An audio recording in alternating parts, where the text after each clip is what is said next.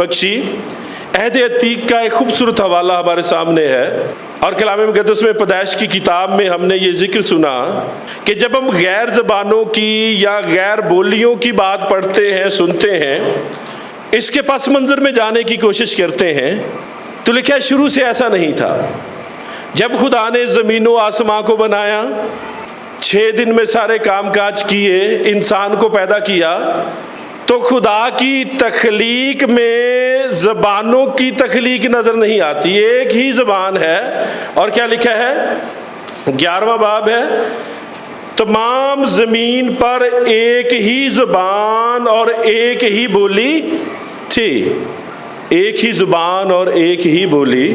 اور پھر ایسا ہوا کہ مشرق کی طرف سے سفر کرتے کرتے ان کو ملک سنار میں ایک میدان ملا، اور وہ وہاں بس گئے۔ اور وہاں پہ بسنے والے جو لوگ ہیں، انہوں نے آپس میں کہا کہ آؤ ہم اینٹیں بنائیں اور ان کو آگ میں خوب پکائیں۔ انہوں نے ایسا ہی کیا۔ پھر وہ کہنے لگے کہ کہیں ایسا نہ ہو کہ ہم اس دھرتی پر پراگندہ ہو جائیں، ہم ایک ایسا اونچا برج بنائیں جس کی چوٹی خداوند تک جائے۔ اور پھر خداوند نے کیا کہا ہے؟ خداوند کو ان کا یہ عمل پسند نہیں آیا، اور وہ اپنے کام پہ شروع ہو گئے۔ کام کس ڈر سے کیا ہے؟ تاکہ کہیں ہم پراگندہ نہ ہو جائیں۔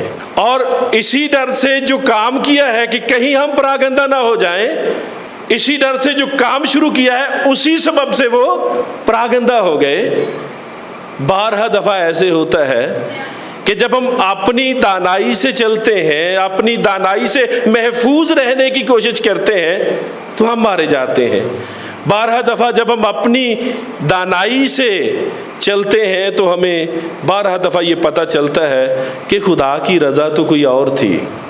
اور یہاں پہ جب ہم اس بات کو پڑھتے ہیں، خدا نے انہیں روکنے کے لیے ان کی زبان میں تضاد ڈالا، جہاں سے مختلف زبانیں وجود میں آئیں۔ آمین۔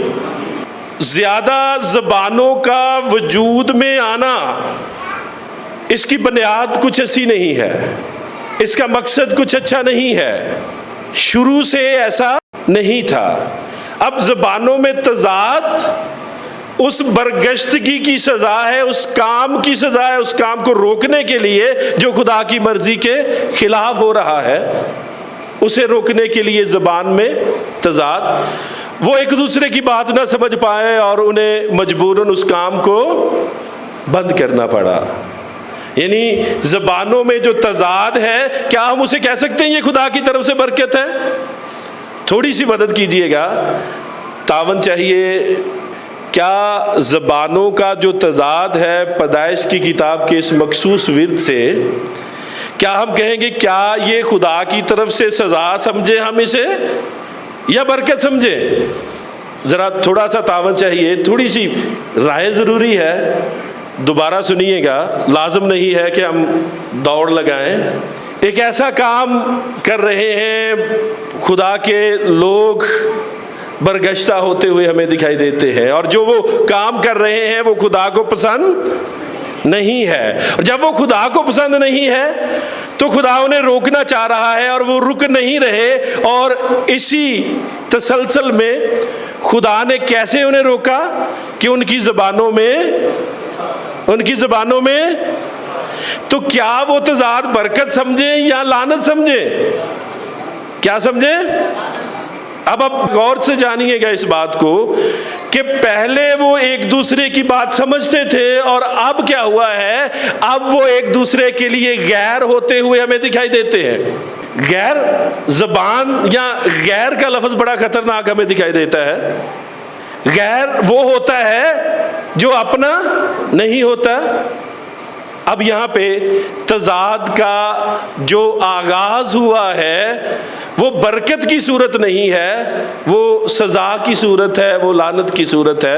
اور آج جب ہم عید پینتیکوست کے موقع پر آج ایک جگہ پہ اکٹھے ہیں اور خدا کا کلام سنتے ہیں، تو روح القدس کا نزول جو ہوا ہے، روح القدس کے نزول کے موقع پر جانیے گا، روح القدس کا نزول اس تضاد کو قائم نہیں رکھتا، روح کا نزول اس تضاد کو ختم کرتا ہے. اور کیسے ختم کرتا ہے؟ ذرا دیکھیے گا، ہر کوئی غیر زبانیں اس طرح بولتا ہے جیسے روح نے انہیں بولنے کی قوت دی ہے. اور پھر ایک اور جملہ سوچئے گا، ہر ایک کو ایسے ہی لگتا ہے کہ جیسے یہ میری ہی بولی بول رہے ہیں. اور بولنے والا کون ہے؟ پطرس ہے نا. پطرس بولنے والا ہے. اور حقیقت کیا ہے؟ پطرس اپنی زبان میں کلام سنا رہا ہے. اور روح کی تاثیر کیا ہے کہ پطرس کے منہ سے الفاظ نکلنے کے بعد اور سننے والوں کے کانوں تک پہنچنے سے پہلے روح کی تاثیر کیا ہے کہ وہ زبان تبدیل ہو جاتی ہے. آج کے دور میں ہم اس بات کو اچھے طور پر سمجھ سکتے ہیں. اینڈرائڈ موبائل ہے نا ہمارے پاس، ایپلیکیشنز ہیں بہت سی. جتنی تیزی سے روانگی سے آپ اردو میں بولیں، چاہے اس کی ٹرانسلیشن انگریزی میں کر لیں، جو سی مرضی زبان آپ طے کر سکتے ہیں. اب روح القدس کا نزول زبانوں کے اس تضاد کو، تاکہ ہم ایک دوسرے کو جانیں، ہم خدا کو جانیں اور ہم ایک دوسرے کو جانیں. یسوع مسیح نے خدا کے ساتھ ہماری صلح کرائی ہے تاکہ ہم خدا کو جانیں. ہم خدا کے بیٹے اور بیٹیاں کیسے کہلائیں گے اگر ہم ایک دوسرے کی بات ہی نہیں سمجھیں گے؟ آج ذرا جانیے گا، پولس رسول ہی کہتا ہے کہ اگر جماعت میں کوئی غیر زبان بولنا چاہتا ہے جو دوسروں کو سمجھ نہیں آتی تو وہ بولے، لیکن اس کا ترجمہ کرے. اور اگر ترجمہ نہیں کر سکتا تو اپنا منہ بند رکھے. آج چند لمحے یہاں پہ جانیے گا، یہاں پہ مقدس پطرس اپنی آواز میں خدا کے کلام کو سنا رہا ہے، اپنی زبان میں، اپنی بولی میں. اور خدا کے پاک روح کی تاثیر کیا ہے کہ ہر ایک کو ایسا ہی لگتا ہے کہ جیسے یہ میری ہی بولی بول رہے ہیں. ہر ایک کو سمجھ آ رہی ہے. اور کوئی بھی حال میں 12 قوموں کے لوگ بیٹھے ہیں وہاں پہ اور الگ الگ تہذیبوں سے ہیں، لیکن ہر ایک کو ایسے ہی لگتا ہے کہ جیسے یہ میری ہی بولی بول رہے ہیں. اب پاک روح کی یہ تاثیر کتنی اچھی ہے.